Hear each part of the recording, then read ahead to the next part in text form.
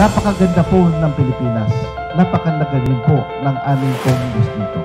Let this be a partnership between the district and the Department of Tourism. Marami po tayong pwedeng i-develop dito sa lugar. The beautiful province of Camarines Sur and the thriving area of Partido to inaugurate the Bicol region's very first tourist rest area here in the municipality of San Jose, Partido.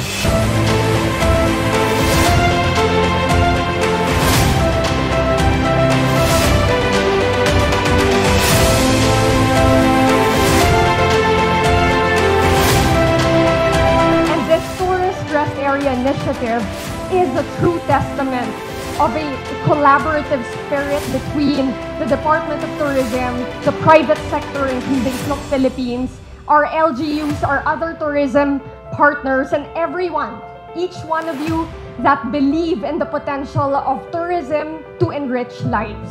So ito po, napakalaking bagay po ito at kina-consider po tayo na isa sa mabigyan ang pinakauna-unahang tourist area dito sa Region 5 and pinakauna-unahang i-inaugurate ngayong 2025.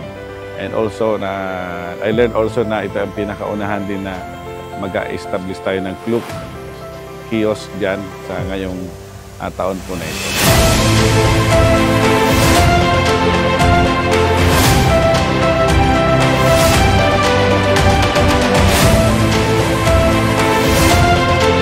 We are not only establishing this project for San Jose alone, but San Jose will complement the total development of the district and eventually the total development of rich culture and tourism potentials of Region 5 per se. Kasi pagkakaalam ko is first ito sa Bicol Region, yung tourist rest area namin dito sa San Jose. Bale, nagpapasalamat kami siyempre sa mayor namin. Lagi ko sinasabi na maganda talaga yung lugar.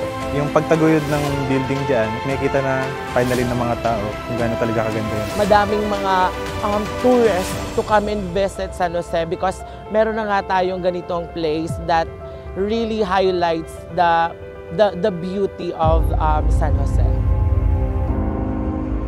There's a short story. I sent a letter to Secretary Cristina Frasco through the help of a very close friend to consider this area na mabigyan ng tourist rest area kasi matagal ko na pong gustong-gustong magkaroon dito kasi kung makikita hindi lang para sa San Jose kundi para po sa kabuuan ng distrito at ng Region 5 mismo sa Region 5. So, this will complement actually to the tourism plans of Region 5 per se to gain more tourist potential dito sa distrito natin.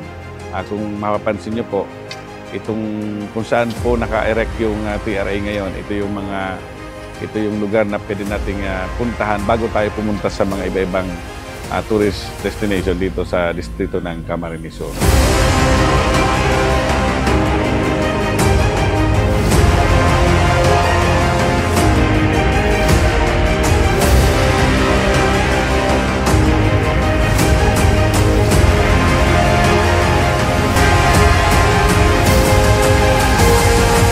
Malaking bagay po, hindi lang ho sa bayan ng San Jose. Kasi unang-una ho, meron ho mapupuntahan yung mga turista natin.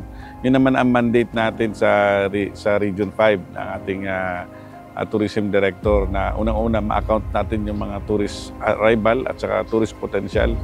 So meron silang mapupunta na magandang CR, may coffee shop at saka iba pang information na patungkol sa turismo. So sa paraan nito po, talagang magkakaroon po ng catalytic effect sa ating pang mga potential para mas lalo natin siyang ma-showcase sa buong mundo para maging destination ng ating mga turista. Hindi lang sa local, kundi pati sa international.